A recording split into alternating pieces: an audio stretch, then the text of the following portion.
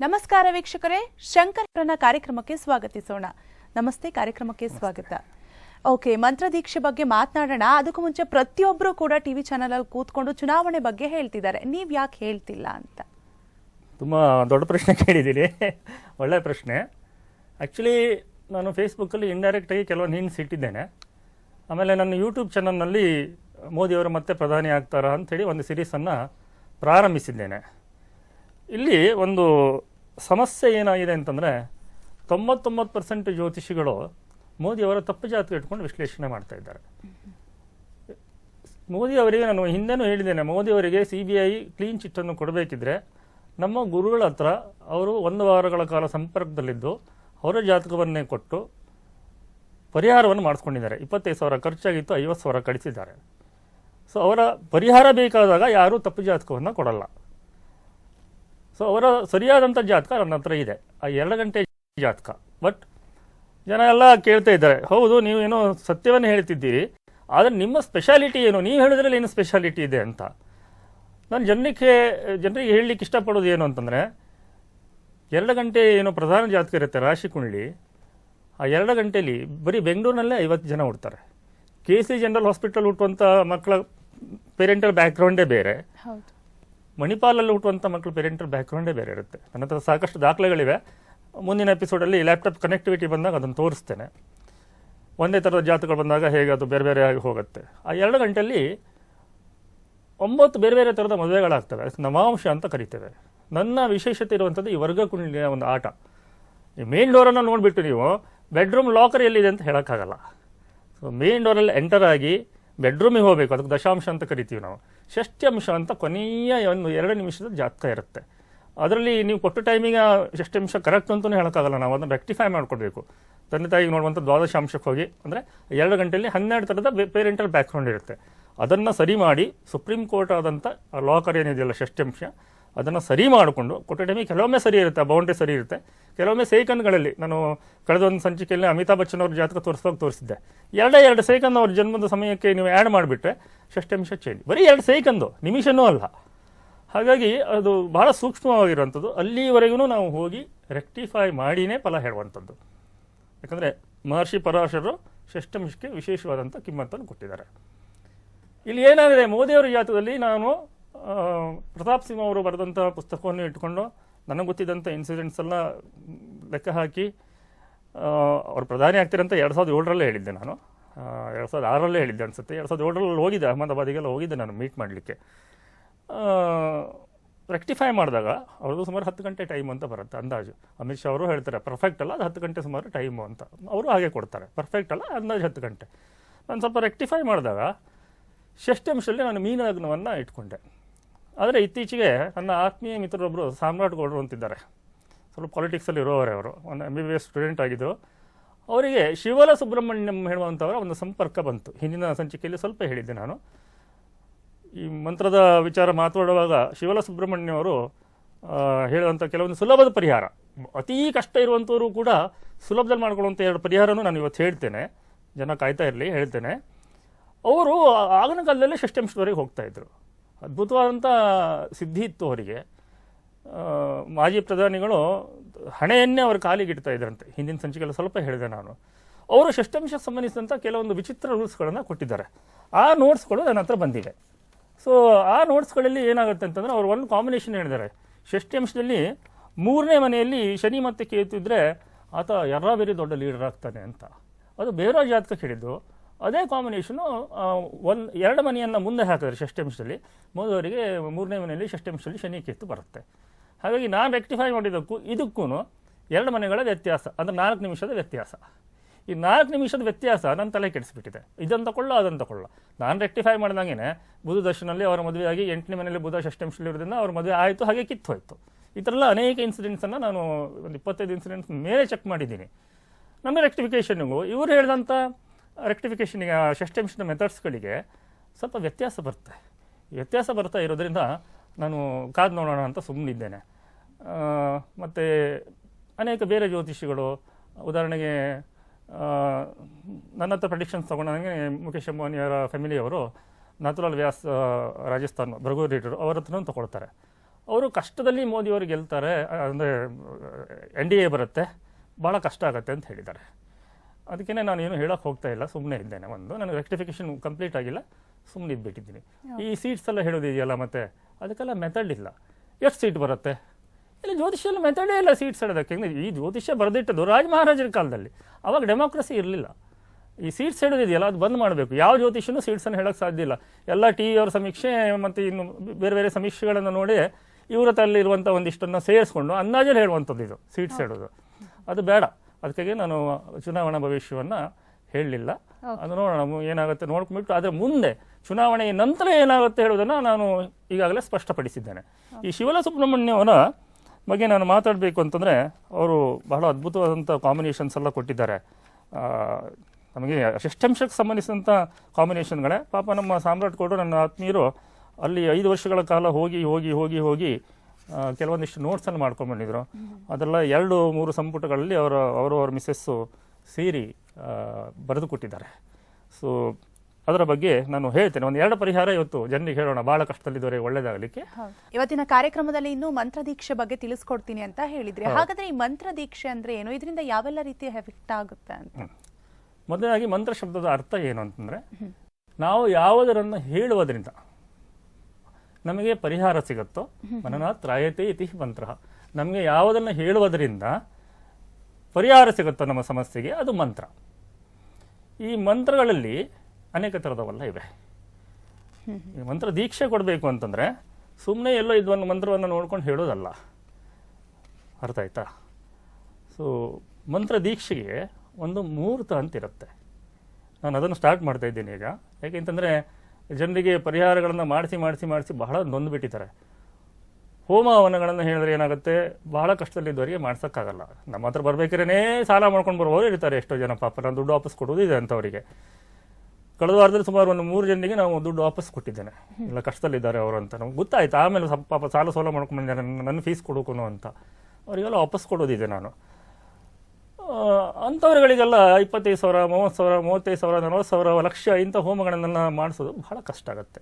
ಹಾಗಾಗಿ ಸುಲಭವಾಗಿ ಅವರಿಗೆ ಹೇಳಲಿಕ್ಕೆ ಸುಲಭವಾಗುವಂಥ ಮಂತ್ರಗಳನ್ನ ಕಂಡುಹಿಡ್ಕೊಂಡು, ಅದಕ್ಕಿಂತ ಮೊದಲು ಅವ್ರ ಜಾತಕ ನೋಡ್ಕೊಳ್ಬೇಕು ನಾವು. ಅವರಿಗೆ ಯಾವ ಮಂತ್ರ ಬೇಕು, ಯಾವ ಥರದ ಮಂತ್ರಗಳನ್ನು ಅವರಿಗೆ 2 ಮಂತ್ರ ಕೊಡಬೇಕಾಗುತ್ತೆ, ಕೆಲವೊಮ್ಮೆ 3 ಮಂತ್ರ ಕೊಡಬೇಕಾಗತ್ತೆ. ಅದಕ್ಕೆ ಪೂರಕವಾದಂಥ ಕೆಲವು ಮಂತ್ರಗಳಿರ್ತವೆ. ಆ ಮಂತ್ರಗಳನ್ನೆಲ್ಲ ನಾವು ಫಸ್ಟ್ ಜಾತಕ ನೋಡಿ ಯಾವ್ಯಾವ ಗ್ರಹಗಳ ತೊಂದರೆ ಇದೆ, ಅದಕ್ಕೆ ಸಂಬಂಧಿಸಿದಂಥ ಯಾವ್ಯಾವ ಅಧಿದೇವತೆಗಳು ಮತ್ತು ಯಾವ್ಯಾವ ದೇವರ ಮಂತ್ರವನ್ನು ಅವ್ರು ಹೇಳ್ಕೊಳ್ಬೇಕು ಅಂತ ಕಂಡು ಹಿಡಿಬೇಕು ಫಸ್ಟ್ ಜಾತಕದಲ್ಲಿ. ಅದನ್ನು ನೋಡಿದ ನಂತರ ಸುಲಭದಲ್ಲಿ 3,000, 4,000, 5,000 ಒಳಗಡೆ ಅವರಿಗೆ ಪರಿಹಾರ ಸಿಗಬೇಕು. ಜಾಸ್ತಿ ಖರ್ಚು ಮಾಡಲಿಕ್ಕೆ ಆಗಬಾರ್ದು, ಆಗೋದಿಲ್ಲ ಭಾಳಷ್ಟು ಜನರಿಗೆ, majority of the people. So ಅವರುಗಳಿಗೆ ಒಂದು ಒಳ್ಳೆಯ ದಿನವನ್ನು ಸೆಲೆಕ್ಟ್ ಮಾಡಿ ಶುದ್ಧವಾಗಿರುವಾಗ ಅವರಿಗೆ ಈ ಅವರು ಹೇಳಲಿಕ್ಕೆ ಸುಲಭವಾಗುವಂಥ ಮಂತ್ರಗಳನ್ನು ಕೂಡ ಕಂಡು ಹಿಡಿದು, ಕೆಲವರಿಗೆ ಉಚ್ಚಾರಣೆ ಆಗೋದಿಲ್ಲ, ಅದನ್ನು ಕೂಡ ನಾವು ಕಂಡು ಹಿಡಿದು ಇವರಿಗೆ ಇಷ್ಟೇ ಉಚ್ಚಾರಣೆ ಮಾಡಲಿಕ್ಕೆ ಸಾಧ್ಯ ಆಗುತ್ತೆ ಹೇಳೋದನ್ನ ಡಿಕೋಡ್ ಮಾಡಿ ಅದನ್ನು ಅರ್ಥ ಮಾಡಿಕೊಂಡು ಶುಭ ಮುಹೂರ್ತಗಳಲ್ಲಿ ಅವರಿಗೆ ನಾವು ಮಂತ್ರಗಳನ್ನು ಕೊಡ್ತೇವೆ. ನಾನು ಹೇಳೋದೇನಂತಂದರೆ, ಈಗ ನೀವು ನಿಮ್ಮ ಸಲುವಾಗಿ ದೇವ್ರ ಹತ್ರ ನೀವು ಬೇಡ್ಕೊಂಡಷ್ಟು ಬೇರೆಯವ್ರು ಬೇಡ್ಕೊತಾರ? ಇಲ್ಲ ಇಲ್ಲ. ನಿಮ್ಮ ತಂದೆ ತಾಯಿ ಬೇಡ್ಕೊಳ್ಬೋದು, ಮಕ್ಕಳು ಬೇಡ್ಕೊಳ್ಬೋದು, ಪತಿ ಪತ್ನಿಯರು ಒಬ್ಬರಿಗೆ ಬೇಡ್ಕೊಳ್ಬೋದು. ದುಡ್ಡು ಕೊಟ್ಟು ಬೇಡ್ಕೊಳ್ಳುವವರು ನಿಮ್ಮಷ್ಟು ಬೇಡ್ಕೊತಾರ ದೇವ್ರ ಹತ್ರ ನಿಮಗೋಸ್ಕರ? ಇಲ್ಲ ಅಲ್ವಾ? ನಿಮಗೋಸ್ಕರ ನೀವೇ ದೇವ್ರ ಹತ್ರ ಬೇಡ್ಕೊಂಡ್ರೆ ಅದು ಹೆಚ್ಚು ಪ್ರಶಸ್ತ. ಹಾಗಾಗಿ ಮಂತ್ರವನ್ನು ನಾವು ದೀಕ್ಷೆ ಕೊಟ್ಬಿಟ್ಟು ಅವರಿಗೆ ಕೂತ್ಕೊಳ್ಳಿಕ್ಕೆ ಹೇಗಾಗುತ್ತೆ, ಏನು ಬೇಕು ಏನು ಬೇಡ, ಯಾವ ಮಂತ್ರ ಅವರಿಗೆ ಕೊಡಬೇಕು, ಯಾವ ಸಮಯದಲ್ಲಿ ಕೊಡಬೇಕು ಅಂತ ತಿಳಿಸ್ಕೊಟ್ಟು ಅವರೇ ಅದನ್ನು ಮಾಡಿಕೊಳ್ಳುವ ಥರ ಕಲಿಸ್ಕೊಡ್ತೇವೆ ಕ್ರಮದಲ್ಲಿ. ಯಾಕಂದರೆ ಈ ಮಂತ್ರವಿದ್ಯೆಯಲ್ಲಿ ಬಹಳಷ್ಟು ವಿಶೇಷತೆ ಇದೆ. ಈಗ ಉದಾಹರಣೆಗೆ ಒಬ್ಬರಿಗೆ ಹಣ ಕೊಟ್ಟಿದ್ದೀವಿ ಅಂತ ಇಟ್ಕೊಳ್ಳಿ, ಅದನ್ನು ವಾಪಸ್ ಪಡಿಬೇಕು ಅಂತಂದರೆ ಕಾರ್ತವೀರ್ಯಾರ್ಜುನ ಮಂತ್ರ ಪ್ರಯೋಗ ಅಂತಿದೆ. ಓಕೆ, ಕಾರ್ತವೀರ್ಯಾರ್ಜುನೋ ನಾಮ ರಾಜ ಭಾವ ಸಹಸ್ರವಾನ್ ಎಸ್ ಸ್ಮರಣ ಮಾತ್ರನ ರಥಂ ನಷ್ಟಂಚ ಲಭ್ಯತೆ. ದುಡ್ಡು ಅವನ ಹತ್ರ ಇದ್ರೂ ವಾಪಸ್ ಬರುತ್ತೆ ಅಂತ. ಈಗ ಅದನ್ನು ನಾನು ಉಲ್ಟಾ ಮಾಡಬೇಕು ಅಂತಂದರೆ, ಮಂತ್ರವಿದ್ಯದಲ್ಲಿ ನಾನು ಬೇಗಷ್ಟು ಪಳಗಿರೋನೋ, ಬಟ್ ನಾನು ಹೆಚ್ಚು ಯೂಸ್ ಮಾಡ್ತಾ ಇಲ್ಲ. ಕಾರ್ತವೀರ್ಯಾರ್ಜುನ ಮಂತ್ರವನ್ನು ಉಲ್ಟಾ ಮಾಡಬೇಕು ಅಂತಂದರೆ ನಾನು ಪರಶುರಾಮನ ಮಂತ್ರ ಹೇಳಬೇಕು ಅಂತ ಇಟ್ಕೊಳ್ಳಿ. ಯಾಕಂದರೆ ಕಾರ್ತಿವೀರ್ಯನ ಕರೆದು ಕೊಂದಾಗ್ದವನು ಪರಶುರಾಮ. ಆಗ ಕಾರ್ತವೀರ್ಯಾರ್ಜುನ ಫೇಲ್ ಆಗುತ್ತೆ. ಪರಶುರಾಮನಿಗೂ ಉಲ್ಟಾ ಮಾಡಬೇಕು ಅಂತ ಇಟ್ಕೊಳ್ಳಿ, ಭೀಷ್ಮನ ಮಂತ್ರವನ್ನು ಉಪಯೋಗ ಮಾಡಬೇಕು. ಯಾಕಂದರೆ ಪರಶುರಾಮರ ಶಿಷ್ಯ ಭೀಷ್ಮ, ಅವರಿಬ್ಬರು ಅಂಬಾಲಿಕೆಯ ಪ್ರಕರಣದಲ್ಲಿ 28 ದಿನಗಳ ಕಾಲ ಪರಶುರಾಮ ಮತ್ತು ಭೀಷ್ಮನು ಯುದ್ಧ ಮಾಡ್ತಾರೆ. 28 ದಿನ ಆದರೂ ಯಾರೂ ಸೋಲೋದೇ ಇಲ್ಲ. ಆಮೇಲೆ ಪರಶುರಾಮರೇ ವಿಡ್ರಾ ಮಾಡ್ಕೊಡ್ತಾರೆ. ಅಲ್ಲಿಗೆ ಒಂಚೂರು ಭೀಷ್ಮನ ಕೈ ಅಪ್ಪರ್ ಹ್ಯಾಂಡ್ ಆದಂಗೆ ಆದ್ರಿಂದ ಭೀಷ್ಮನ ಮಂತ್ರ ಪ್ರಯೋಗದಿಂದ ಅರ್ಥ ಆಯ್ತಾ ಪರಶುರಾಮನ ಮಂತ್ರವನ್ನು ಮಿಟಿಗೇಟ್ ಮಾಡ್ಬೋದು. ಇನ್ನು ಭೀಷ್ಮನನ್ನು ಕೂಡ ಆ ಮಂತ್ರವನ್ನು ಫೇಲ್ ಮಾಡಬೇಕು ಅಂತಿದ್ರೆ ನಾವು ಅರ್ಜುನನ ಮೂಲ ಮಂತ್ರವನ್ನ ಅಥವಾ ಶ್ರೀಕೃಷ್ಣನ ಮೂಲ ಮಂತ್ರವನ್ನ ಹಾಕ್ಬಿಡಬೇಕಾಗತ್ತೆ. ಅರ್ಜುನ ಅವರನ್ನ ಬೀಳಿಸ್ತಂಥದ್ದು ಭೀಷ್ಮಾಚಾರ್ಯರನ್ನ. ಶ್ರೀಕೃಷ್ಣ ಅಂತ ಚಕ್ರನೇ ಹಿಡ್ಕೊಂಡು ಹೋಗಿದ್ದ ಕಡಿತೀನಿ ಅಂತ. ಭೀಷ್ಮನ ಸರೆಂಡರ್ ಆಗಿದ್ರು ಅಲ್ಲಿ. ಈ ಮಂತ್ರವಿದ್ಯೆಯಲ್ಲಿ ಈ ತರ ಎಲ್ಲ ಎಕ್ಸ್ಪರ್ಟೈಸೇಷನ್ ಬೇಕಾಗತ್ತೆ. ಯಾರಿಗೆ ಅದನ್ನು ಯಾವಾಗ ಎಲ್ಲಿ ಹೇಳ್ಕೊಡ್ಬೇಕು ಎಷ್ಟು ಹೇಳ್ಕೊಡ್ಬೇಕು ಅಂತ ಹೇಳೋದು ಅದು ನಮಗೆ ಒಂದು ದೈವದತ್ವವಾಗಿ ಬಂದಿರಬೇಕು. ಪ್ರಾಕ್ಟೀಸ್ ಹಾಗೆ ಇರಬೇಕು. ಎಲ್ಲಾ ತರದ ಮಂತ್ರಗಳನ್ನು ನಾವು ಅರ್ಥ ಮಾಡ್ಕೊಂಡಿರ್ಬೇಕು. ಆಗ ಮಾತ್ರ ಮಂತ್ರ ದೀಕ್ಷೆಯನ್ನು ಕೊಡ್ಲಿಕ್ಕೆ ಸಾಧ್ಯ. ಓಕೆ, ಇನ್ನು ಮಂತ್ರಗಳಲ್ಲಿ ಅನೇಕ ಮಂತ್ರಗಳಿವೆ ಅಂತ ಹೇಳ್ತಾರೆ. ಇದನ್ನ ಯಾವ ರೀತಿಯಾಗಿ ತಿಳ್ಕೋಬಹುದು ಅಂತ? ಮಂತ್ರಗಳಲ್ಲಿ ಮುಖ್ಯವಾಗಿ ಸ್ತ್ರೀಲಿಂಗ ಮಂತ್ರ, ಪುಲ್ಲಿಂಗ ಮಂತ್ರ, ನಪುಂಸಕಲಿಂಗ ಮಂತ್ರ ಮತ್ತು ಅಸ್ತ್ರ ಮಂತ್ರಗಳು ಅಂತ. ನಮಃ ಅಂತ ಎಂಡ್ ಆಗುತ್ತೆ, ನಮಸ್ವಾಹ ಅಂತ ಎಂಡ್ ಆಗುತ್ತೆ, ಫಟ್ ಅಂತ ಬರುತ್ತೆ. ಈಗ ಉದಾಹರಣೆಗೆ ಓಂ ರಾಮ್ ಸಹಸ್ರಾರ ಹುಂ ಫಟ್, ಇದು ಸುದರ್ಶನ ಮೂಲ ಮಂತ್ರ, ಇದು ಅಸ್ತ್ರ ಮಂತ್ರ. ಈ ತರ ಪ್ರತಿಯೊಂದಕ್ಕೂ ಬೇರೆ ಬೇರೆ ತರದ ಮಂತ್ರಗಳನ್ನ ನಾವು ಹಾಕೊಳ್ಬೇಕು. ಅದಕ್ಕೊಂದು ಛಂದಸ್ಸು ಅಂತ ಇರುತ್ತೆ. ಕೆಲವೊಂದು ಗಾಯತ್ರಿ ಮಂತ್ರಗಳಿಗೆಲ್ಲ ಆ ಗಾಯತ್ರಿ ಛಂದಸ್ಸಲ್ಲಿ ಬರಬೇಕಾಗತ್ತೆ. ಆ ಛಂದಸ್ ಇಲ್ಲಿದ್ರೆ ಆ ಮಂತ್ರ ತಪ್ಪು ಅಂತ. ಅದನ್ನೆಲ್ಲ ನಾವು ವಿಚಾರ ಮಾಡಿ ಅರ್ಥ ಮಾಡಿಕೊಂಡು ಈ ಮಂತ್ರ ಇವನಿಗೆ ಕೊಡಬೇಕು ಅಂತ. ಈ ಶನಿಗೆ ಬಹಳ ಪ್ರಶಸ್ತವಾದಂಥ ಮಹರ್ಷಿ ಪರಾಶರರು ಹೇಳುವಂಥದ್ದು ಬ್ರಹ್ಮನ ಆರಾಧನೆಯನ್ನ. ಆದ್ರೆ ಈ ಜನ ಮಾಡ್ತಿರೋದೇನು, ಕಂಡು ಶನಿ ದೇವಸ್ಥಾನಗಳಿಗೆ ಹೋಗ್ತಾರೆ, ಎಲ್ಲೆಲ್ಲೋ ಶನಿ ದೇವಸ್ಥಾನ ಕಟ್ತಾರೆ, ಪ್ರಾಣ ಪ್ರತಿಷ್ಠೆ ಮಾಡಲ್ಲ, ಸಿಮೆಂಟ್ ಹಾಕಿ ಆ ಮೂರ್ತಿ ನಿಲ್ಲಿಸ್ತಾರೆ, ಶನಿ ಬಗ್ಗಿದ್ರು ಹೊಡಿತಾನೆ ಅಂತ ಹೇಳೋರು ಬೇರೆ ಇದ್ದಾರೆ. ಇಂಥವೆಲ್ಲ ಆಗ್ಬಿಟ್ಟಿದೆ ಶನಿ ವಿಚಾರದಲ್ಲಿ ಗೊಂದಲ. ಆದ್ರೆ ಶನಿ ಹೇಳಿರುವಂಥದ್ದು ಬ್ರಹ್ಮನ ಆರಾಧನೆ. ಓಕೆ, ಮತ್ತಷ್ಟು ಮಾತನಾಡೋಣ. ಅದಕ್ಕೂ ಮುಂಚೆ ಚಿಕ್ಕದೊಂದು ಬ್ರೇಕ್ ತಗೊಂಡ್ಬಿಡೋಣ. ಶಂಕರ್ ಹೆಗ್ಡೆ ಪ್ರೆಸೆಂಟ್ ಸತ್ಯ ಜ್ಯೋತಿಷ್ಯ ಕಾರ್ಯಕ್ರಮ ಮುಂದುವರಿಯುತ್ತೆ ಚಿಕ್ಕದೊಂದು ವಿರಾಮದ ನಂತರ.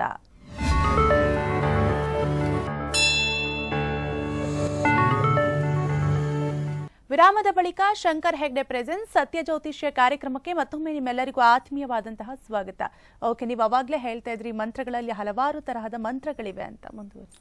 ಅದೇ ಈಗ ಅಸ್ತ್ರ ಮಂತ್ರಗಳನ್ನು ನಾನು ಎಕ್ಸ್ಪ್ಲೇನ್ ಮಾಡಿದೆ ಫಸ್ಟ್. ಈ ಸ್ತ್ರೀಲಿಂಗ, ಪುಲ್ಲಿಂಗ, ನಪುಂಸಕಲಿಂಗ ಇದೆಲ್ಲ ನೋಡಿದ ನಂತರ ನಾವು ಈಗ ನಾನು ಹೇಳ್ತಿದ್ದಲ್ಲ ಬ್ರಹ್ಮನ ಆರಾಧನೆ ಶನಿಗೆ ಅತ್ಯಂತ ಸೂಕ್ತವಾದಂಥದ್ದು. ನಾನು ಸಜೆಸ್ಟ್ ಮಾಡುವಂಥದ್ದೇ ಬ್ರಹ್ಮನ ಆರಾಧನೆ ಶನಿಗೆ. ಅದಕ್ಕೆ ಬಹಳ ವಿಶೇಷವಾದಂಥದ್ದು ಬ್ರಹ್ಮ ಗಾಯತ್ರಿ. ಈಗ ಬ್ರಹ್ಮ ಗಾಯತ್ರಿ ಅನೇಕ ಥರದವಿವೆ. ನಾನೊಂದ್ಸಲ ಯಾರಿಗೋ ಒಂದು ಪೂಜೆ ಹೋಮ ಮಾಡಿಸ್ತಾ ಇದ್ದೆ, ಮಂತ್ರ ಜಪ ನಡೀತಾ ಇತ್ತು ಬ್ರಹ್ಮ ಗಾಯತ್ರಿದು. ಹಂಸ ಹಂಸಾಯ ವಿದ್ಮೆ ಪರಮಹಂಸಾಯ ಧೀಮಹಿ ತನ್ನೋ ಹಂಸ ಪ್ರಚೋದಯಾತ್ ಅಂತ ಪುರೋಹಿತರು ಹೇಳ್ತಾ ಇದ್ರು. ನಾನು ಹೇಳಿದೆ, ಸ್ಟಾಪ್ ಮಾಡಿಸಿದೆ. ನೋಡಿ, ಲೆಕ್ಕಾಚಾರ ತಪ್ಪುತ್ತೆ. ಗಾಯತ್ರಿ ಮಂತ್ರ, ಯಾವುದೇ ಗಾಯತ್ರಿ ಮಂತ್ರ ಅದನ್ನು ಒಂದೊಂದು ಸಾಲಿನಲ್ಲಿ 8 ಅಕ್ಷರ ಬರಬೇಕು. 8 ಮೂರಲೆ 24 ವ್ಯಾಹರತೆಗಳನ್ನು ಬಿಟ್ಟು. ಹಂಸ ಹಂಸಾಯ ವಿದ್ಮಹೆ ಬಂದಾಗ, ಪರಮಹಂಸಾಯ ಬಂದಾಗ ಅಲ್ಲಿ 9 ಅಕ್ಷರ ಆಗುತ್ತೆ ಆ ಎರಡನೇ ಚರಣದಲ್ಲಿ. ಮಹಾಹಂಸಾಯ ಧೀಮಹಿ ತನ್ನೋ ಹಂಸ ಪ್ರಚೋದಯಾತಿ. ಇದರಷ್ಟು ಶ್ರೇಷ್ಠ ಮಂತ್ರ ಶನಿಗೆ ಯಾವುದೂ ಇಲ್ಲ. ಈ ಮಂತ್ರದ ಒಂದು ಜಪವನ್ನು ಮಾಡಿಕೊಂಡ್ರೆ ಶನಿಗೆ ಸಿಕ್ಕುವಷ್ಟು ಒಳ್ಳೆಯ ಫಲ, ಆ ಶನಿಯ ತೊಂದರೆಗೆ ಸಿಕ್ಕುವಷ್ಟು ಒಳ್ಳೆಯ ಫಲ ಯಾವುದರಿಂದನೂ ಸಿಗೋದಿಲ್ಲ. ಇದು ಬ್ರಹ್ಮ ಗಾಯತ್ರಿ ಅಂತ. ಉಚ್ಚಾರಣೆ ಬಂದವರಿಗೆ ನಾವು ಇದನ್ನು ಹೇಳ್ಕೊಡ್ತೇವೆ, ಒಂಚೂರು ತಪ್ಪದೆ ಹೇಳಲಿಕ್ಕೆ ಬರುವಂಥವರಿಗೆ. ಈ ಥರದ ಮಂತ್ರಗಳ ಪ್ರಯೋಗದಿಂದ ಅನೇಕ ಸಮಸ್ಯೆಗಳಿಗೆ, ಈ ಗ್ರಹಗಳಿಗಾಯಿತು, ಇನ್ನು ಬೇರೆ ಬೇರೆ ಥರದೆಲ್ಲ ಇವೆ. ನಿಮ್ಗೂ ಕೆಲವೊಂದು ಸಂಶಯಗಳಿರ್ಬೋದು, ಯಾವ್ಯಾವ ಮಂತ್ರಗಳು ಬರ್ತವೆ ಅಂತ. ಕೆಲವರು ಈ ಮಾಟ ಮಂತ್ರ ಸಮಸ್ಯೆಯಿಂದ ಕೂಡ ಬಳಲ್ತಾ ಇರ್ತಾರೆ. ಇಂಥವ್ರಿಗೂ ಕೂಡ ಮಂತ್ರಗಳಿಂದ ಪರಿಹಾರ ಇದೆಯಾ ಅಂತ? ಮಾಟ ಮಂತ್ರಗಳಿಗೆ ನಾನು ಒಂದು ಮಾತನ್ನು ಸ್ಪಷ್ಟವಾಗಿ ಹೇಳ್ತೇನೆ, ನಾನು ಮೂಢನಂಬಿಕೆನ ಹೆಚ್ಚು ಪ್ರಮೋಟ್ ಮಾಡೋದಿಲ್ಲ. ಮಾಟ ಮಂತ್ರಗಳು ನಾನು ಜನರಿಗೆ ಹೇಳೋದೇ ಇದು ಮುಖ್ಯವಾಗಿ. ಮಾಟ ಮಂತ್ರಗಳು ನಿಜವಾಗ್ಲೂ ಕೆಲಸ ಮಾಡ್ತವೋ ಇಲ್ವೋ ಬೇರೆ ಪ್ರಶ್ನೆ. ಆದ್ರೆ ನಿಮಗೆ ಮಾಟ ಆಗಿದೆ ಅಂತ ಹೇಳಿದ್ರೆ ಸಾಕು ನಿಮ್ಮ ತಲೆ ಹಾಳಾಗತ್ತೆ ಅಂತ. ಅಲ್ಲಿಗೆ ಅವರು ಟೆನ್ಷನ್ಗೆ ಒಳಗಾಗ್ಬಿಡ್ತಾರೆ. ಆ ಮಾಟ ಮಂತ್ರ ನಿಜವಾಗ್ಲೂ ಕೆಲಸ ಮಾಡುತ್ತೋ ಇಲ್ವೋ ಗೊತ್ತಿಲ್ಲ, ಬಟ್ ಅವರು ಟೆನ್ಷನ್ಗೆ ಒಳಗಾಗ್ಬಿಡ್ತಾರೆ. ಹಾಗಾಗಿ ನಾನು ಮಾಟ ಮಂತ್ರಗಳ ಬಗ್ಗೆ ಹೆಚ್ಚು ಇದು ಮಾಡೋದಿಲ್ಲ. ಜನರಿಗೆ ಆದಷ್ಟು ಎಲ್ಲರೂ ಹೆದರಬೇಡಿ ಅಂತ ಹೇಳೋದನ್ನೇ ನಾನು ಹೇಳ್ತೇನೆ. ಆದರೂ ನಮ್ಮ ಪೂರ್ವಿಕರು ನನ್ನ ಗುರು ಪರಂಪರೆ ಹೇಳಿಕೊಟ್ಟಿದ್ದನ್ನು ತಿಳಿಸಿಕೊಡ್ತೇನೆ. ಮಾಟ ಮಂತ್ರಗಳಿಗೆ ನಾವು ಎನ್ಕೌಂಟರ್ ಮಾಡೋದು ಅಸ್ತ್ರ ಮಂತ್ರಗಳಿಂದ. ಆಗಲೇ ಹೇಳಿದ್ನಲ್ಲ, ಓಂ ರಾಮ್ ಸಹಸ್ರಾರ ಹುಂಪಟ್, ಇದು ಸುದರ್ಶನ ಮಂತ್ರ. ಇದಕ್ಕಿಂತ ಸ್ವಲ್ಪ ಸ್ಟ್ರಾಂಗರ್ ಮಂತ್ರ ಬೇಕು ಅಂದರೆ ಅಘೋರಾಸ್ತ್ರ ಮಂತ್ರ ಅಂತಿದೆ. ಓಂ ರೀಂ ಸ್ಪುರಸ್ಪುರ ಪ್ರಸ್ಪುರ ಪ್ರಸ್ಪುರ ಹಾಗೆ ಬರುತ್ತೆ ಅದು. ಅದಕ್ಕೂ ಇನ್ನೂ ಸ್ಟ್ರಾಂಗರ್ ಮಂತ್ರ ಬೇಕು ಅಂದರೆ ಅಘೋರಾಸ್ತ್ರಕ್ಕೆ ಸುದರ್ಶನವನ್ನು ಸೇರಿಸ್ತೇವೆ ನಾವು ಎಂಡಿಗೆ. ಅದು ಅಘೋರ ಸುದರ್ಶನ. ಶೂನಿ ಅಂತಿದೆ. ಆಮೇಲೆ ಮನ್ಯು ಸೂಕ್ತ ಅಂತ ಮಾಡ್ತೇವೆ, ಅದು ವೇದೋಕ್ತವಾದಂಥದ್ದು. ಹೋಮ ಮಾಡುವಾಗ ಸ್ವಲ್ಪ ಅಪಮಾರ್ಗ, ಸರ್ಷಪ, ಬಿಳಿ ಸಾಸಿವೆ, ಕೆಲವರು ಮೆಣಸು ಹಾಕೋರು ಇರ್ತಾರೆ, ಅದನ್ನು ಹಾಕಿ ಉಚ್ಚಾಟನೆ ಮಾಡುವಂಥದ್ದಿದೆ. ಇನ್ನು ಅಸ್ತ್ರಮಂತ್ರಗಳಲ್ಲಿ ಕೊನೆಯದಾಗಿ ಬರುವಂಥದ್ದು ಬ್ರಹ್ಮಾಸ್ತ್ರ, ಪಾಶುಪತಾಸ್ತ್ರ ಮತ್ತು ಮಹಾನಾರಾಯಣಾಸ್ತ್ರ. ನನಗೆ ಈ 3 ಉಪದೇಶ ಆಗಿದೆ, ಬಟ್ ಯಾವತ್ತೂ ಪ್ರಯೋಗ ಮಾಡುವಂಥ ಒಂದು ಸಂದಿಗ್ಧತೆ ಬರಲಿಲ್ಲ. ನರಸಿಂಹ ಮಂತ್ರ ಅಂತಿದೆ, ಪ್ರತ್ಯಂಗಿರ ಮಂತ್ರ ಅಂತಿದೆ. ನಾನು ಮಾಡೋ ಪ್ರತ್ಯಂಗಿರ ಮಂತ್ರ ನರಸಿಂಹ ಪ್ರತ್ಯಂಗಿರದಲ್ಲೇ ಬೇರೆ ಬೇರೆ ಇದೆ, ವಿಷ್ಣು ಪ್ರತ್ಯಂಗಿರ, ಶಿವ ಪ್ರತ್ಯಂಗಿರ, ಈ ಥರ ಎಲ್ಲ ಇದೆ. ನಾನು ನರಸಿಂಹ ಪ್ರತ್ಯಂಗಿರವನ್ನು ದಿನಕ್ಕೆ 1 ಮಾಡ್ತೇನೆ. 2 ಮಾಡಿದ ದಿವಸ BP ಪೇಷಂಟ್ ಥರ ಆಡ್ತಾ ಇರ್ತೀನಿ ನಾನು, ಅಷ್ಟು ಕೋಪ ಬರುತ್ತೆ. ಮಂತ್ರಗಳ ಪ್ರಭಾವ ಆಗಿದೆ. ಸರಿಯಾಗಿ ಅದನ್ನು ಪ್ರಾಣಾಯಾಮ ಪೂರ್ವಕವಾಗಿ, ಆಚಮನ ಪೂರ್ವಕವಾಗಿ, ಮತ್ತು ಆಚಮನ ಮಾಡಿ ಪ್ರಾಣಾಯಾಮ ನಂತರ ಫೋಕಸ್ಡ್ ಮೈಂಡಲ್ಲಿ ಕಂಫರ್ಟಬಲಿ ಕೂತ್ಕೊಂಡು ಮಂತ್ರಗಳನ್ನು ಅನುಷ್ಠಾನ ಮಾಡೋದ್ರಿಂದ ಖಂಡಿತವಾಗಿಯೂ ಒಳ್ಳೆಯ ಫಲಗಳು ಸಿಗ್ತವೆ. ಹಾಗಾಗಿ ಒಂದು ಸುಲಭದ ಪರಿಹಾರ ಹೇಳ್ತೇನೆ. ಯಾಕಂದರೆ ನಮ್ಮ ಸಮಾಜದಲ್ಲಿ ಸುಮಾರು 30-40% ಜನಗಳು ನನಗೆ ಗೊತ್ತಿರುವಾಗೆ ನನಗೆ ಮಾಟ ಆಗಿದೆ ಅಂತ ತಿರುಗುವವರೇ ಜಾಸ್ತಿ. ನಾವು ಹೇಳಿದ್ರೆ ಇಲ್ಲ ನಿಮಗೆ ಮಾಟ ಆಗಿಲ್ಲ ಅಂದ್ರೆ ಇಲ್ಲ ನೀವು ಇನ್ನೊಮ್ಮೆ ನೋಡಿ ಅಂತ ಹೇಳ್ತಾರೆ. ನಾನೊಂದು ಸುಲಭದ ಪರಿಹಾರ ನನ್ನ ಗುರುಗಳು ಹೇಳ್ಕೊಟ್ಟಿದ್ದನ್ನು ಹೇಳ್ಕೊಡ್ತೇನೆ. ಒಂದು ಬಿಸ್ಲರಿ ಬಾಟ್ಲ್ ಇರುತ್ತಲ್ಲ 1 ಲೀಟ್ರಿಗೆ ಆಗುವಷ್ಟು ಖಾಲಿ ಬಾಟ್ಲನ್ನು ತೊಗೊಳ್ಬೇಕು. ಅದರಲ್ಲಿ ಸುಮಾರು 70% ಬೇವಿನ ಎಣ್ಣೆಯನ್ನು ಹಾಕಬೇಕು. ಉಳಿದ ಒಂದು 28%ಗೆ ನೀಮ್ ಆಯಿಲ್, ಈ ಬೇವಿನ ಎಣ್ಣೆ, ಸಾಸಿವೆ ಎಣ್ಣೆ 70% ಸಾಸಿವೆ ಎಣ್ಣೆ ಮತ್ತು ಒಂದು 28% ಬೇವಿನ ಎಣ್ಣೆ ಸೇರಿಸಬೇಕು ಆ ಬಾಟ್ಲಿಗೆ. ಆಮೇಲೆ ಒಂದು ಚಮಚ 2 ಚಮಚ ಹಿಡಿಯುವಷ್ಟು ಮೆಣಸಿನ ಪುಡಿಯನ್ನು ಹಾಕಬೇಕು. ಅದನ್ನು ಟೈಟ್ ಮಾಡಿಬಿಟ್ಟು ಚೆನ್ನಾಗಿ ಶೇಕ್ ಮಾಡಬೇಕು. ಶೇಕ್ ಮಾಡಿ ಕೈಯಲ್ಲಿ ಹಿಡ್ಕೊಂಡು ಸುದರ್ಶನ ಮಂತ್ರ ಹೇಳಿದ್ರೆ ಸಾಕು. ಓಂ ರಾಮ್ ಸಹಸ್ರವರ ಹುಂಪಟ್ಟನ್ನು 1008 ಸಲ ಹೇಳ್ಕೊಳ್ಬೇಕು. ಆಗ ಅಲ್ಲಿರುವಂಥ ಇದು ಚಾರ್ಜ್ ಆಗುತ್ತೆ ಆ ಎಣ್ಣೆ.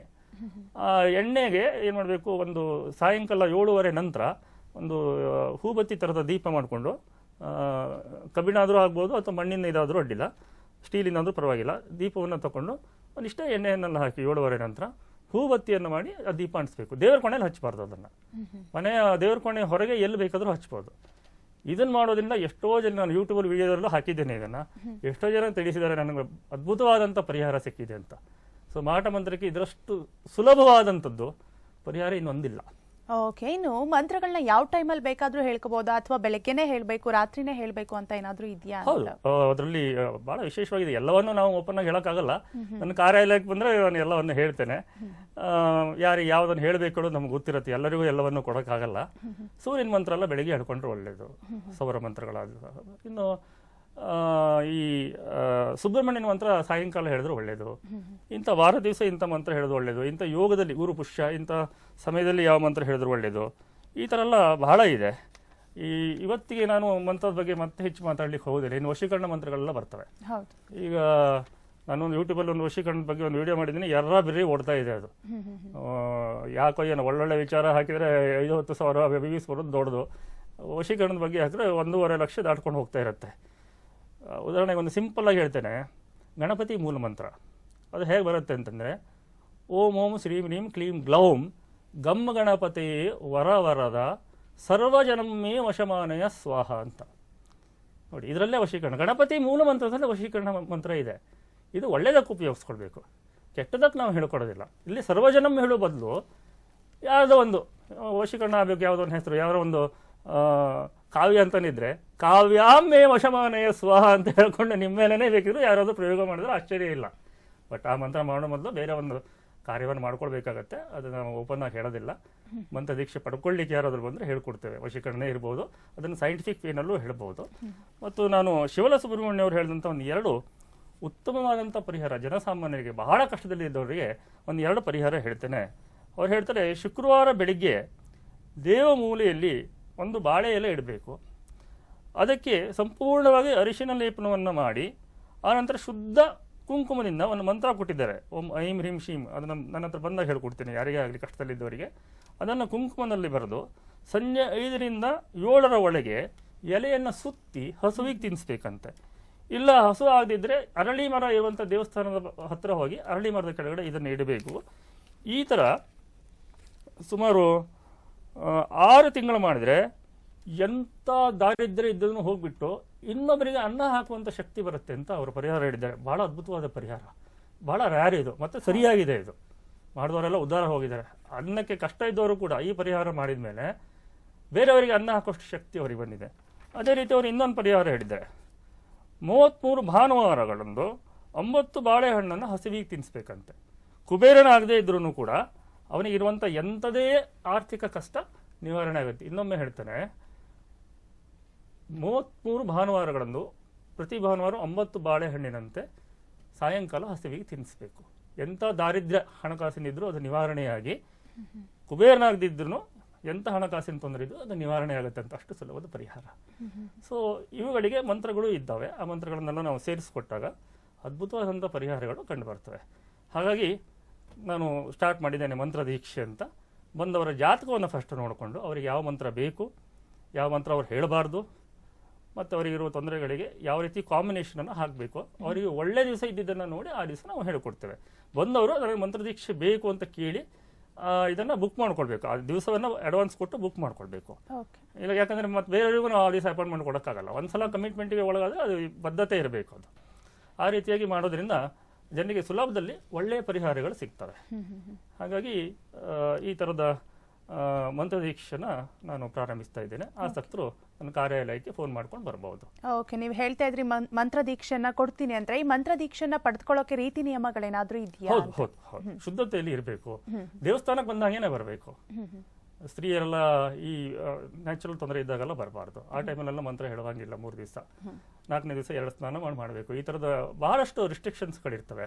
ಆಮೇಲೆ ಕೆಟ್ಟದಕ್ಕೆ ಯೂಸ್ ಮಾಡುವಂಗಿಲ್ಲ. ನಮ್ಮ ಕಷ್ಟಗಳಿಗೆ ಮಾತ್ರ ನಾನು ಮಂತ್ರ ಪರಿಹಾರಗಳನ್ನು ಕೊಡ್ತೇನೆ ಬಿಟ್ರೆ, ಈಗ ನಿಮಗೆ ಸುಮ್ಮನೆ ಹೇಳಿದೆ ಅದು ವಶೀಕರಣ ಮಂತ್ರ, ಗಣೇಶನ್ ಮೂಲ ಮಂತ್ರ.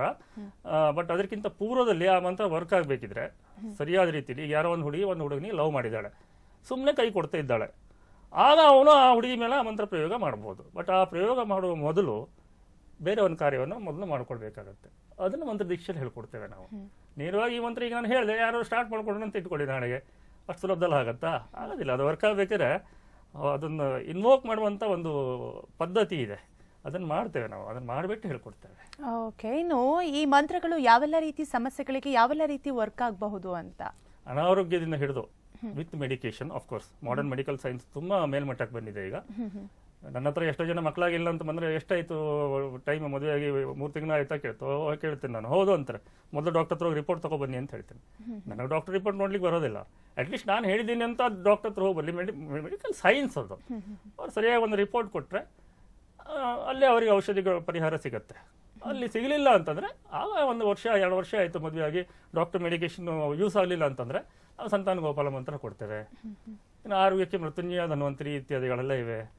ಆ ಮೃತ್ಯುಂಜಯದಲ್ಲಿ ಮತ್ತು ಬೇರೆ ಬೇರೆ ಥರದ ಮಂತ್ರಗಳೆಲ್ಲ ಇವೆ. ಷಟ್ಪ್ರಣವ, ದ್ವಾದಶ ಪ್ರಣವ, ಷೋಡಶ ಪ್ರಣವ, ಮತ್ತು ದುರ್ವಾ ಮೃತ್ಯುಂಜಯ, ಸಂಜೀವಿನಿ ಮಂತ್ರ ಅಂತ ಕೂಡ ಇದೆ. ಸಂಜೀವಿನಿ ಅಂದರೆ ಮೃತ ಸಂಜೀವಿನಿ ಅಲ್ಲ, ಈ ಶುಕ್ರಾಚಾರ್ಯ ಮಾಡ್ತಿದ್ರಲ್ಲ ಸತ್ತವರನ್ನು ಬದುಕಿಸೋದು, ಅದಲ್ಲ. ಸಂಜೀವಿನಿ ಅಂತ ಒಂದು ಮಂತ್ರ ಇದೆ. ಗಾಯತ್ರಿ ಮತ್ತು ಮೃತ್ಯುಂಜಯದ ಒಂದು ಸಂಯೋಜನೆ. ಆ ಸಂಯೋಜನೆ ಮಾಡೋದು ಕೂಡ ಒಂದು ಮೆಥಡ್ ಇದೆ. ಎಲ್ಲಿ ಯಾವ ಚರಣ ಬರಬೇಕು ಅಂತ. ಅದು ಬಹಳ ಆ ಮಂತ್ರದ ಪ್ರಯೋಗ ಒಂದು ಚಂಡಿಕಾ ಪಾರಾಯಣದ ಜೊತೆಗೆ ಮಾಡಿ ಡಬಲ್ ಕ್ಯಾನ್ಸರ್ ಇದ್ದವರಿಗೆ ಗುಣ ಆಗಿದ್ದಿದೆ. ಆಪ್ಟಿಕಲ್ನವ್ರಿಗೆ ಕ್ಯಾನ್ಸರು ಮತ್ತು ಬ್ಲಡ್ ಕ್ಯಾನ್ಸರು ಎರಡೂ ಇದ್ದವರಿಗೆ ನಾವು ಈ ಪ್ರಯೋಗ ಮಾಡಿ ಸಂಪೂರ್ಣ IAS ಆಫೀಸರು ಗುಣ ಆಗಿದ್ದಿದೆ. ಬಟ್ ಅವರು ಆಫ್ಕೋರ್ಸ್ ಬೋನ್ ಮ್ಯಾರೋ 2 ಸಲ ಮಾಡಿಸಿದ್ದಾರೆ, 8 ಕೋಟಿ ಖರ್ಚು ಮಾಡಿದ್ದಾರೆ. ಅದನ್ನು ನಾನು ಇಲ್ಲ ಅಂತ ಹೇಳಲ್ಲ. ಮಾಡರ್ನ್ ಮೆಡಿಕಲ್ ಸೈನ್ಸ್ ಜೊತೆಗೆ ಇದು ಸೇರ್ಕೊಂಡಾಗಿದೆ ಕೆಲಸ. ನಾನು ಮಾಡಿದ್ದಕ್ಕೆ ಆಯಿತು ಅಂತ ನಾನು ಹೇಳ್ಕೊಳ್ಳಿಕ್ಕೆ ಸಿದ್ಧವಿಲ್ಲ. ಬೋನ್ ಮ್ಯಾರೋ 2 ಸತಿ ಮಾಡಿದ್ದಾರೆ ಅವರು, 8 ಕೋಟಿ ಖರ್ಚು ಮಾಡಿದ್ದಾರೆ. ಆದ್ರೂ ಕೂಡ ಸಕ್ಸಸ್ ಆದ ನಂತರ ಡಾಕ್ಟರ್ಸ್ಗಳೇ ಬಂದು ಇದೇನಪ್ಪ ಇಷ್ಟು ಮಿರಾಕಲ್ಸ್ ಅಂತ ಅಮೆರಿಕದಿಂದ ಬಂದು ಸ್ಟಡಿ ಮಾಡ್ಕೊಂಡು ಹೋಗಿದ್ದಾರೆ. ಓಕೆ, ಇವತ್ತಿನ ಕಾರ್ಯಕ್ರಮದಲ್ಲಿ ಮಂತ್ರಗಳ ಬಗ್ಗೆ ಹಾಗೆ ಮಂತ್ರ ದೀಕ್ಷೆ ಬಗ್ಗೆ ಬಹಳಷ್ಟು ವಿಷಯನ ತಿಳಿಸ್ಕೊಟ್ರಿ. ಧನ್ಯವಾದಗಳು. ನಮಸ್ಕಾರ. ನೋಡಿದ್ರಲ್ಲ ವೀಕ್ಷಕರೇ, ಇದಾಗಿತ್ತೀಯ ಹೊತ್ತಿನ ವಿಶೇಷ. ನಂಬಿಕೆ ಮತ್ತು ವಿಶ್ವಾಸಾರ್ಹ ನ್ಯೂಸ್ಗಾಗಿ ನೋಡ್ತಾ ಇರಿ TV5, ಇದು ವಾಸ್ತವದ ಪ್ರತಿರೂಪ.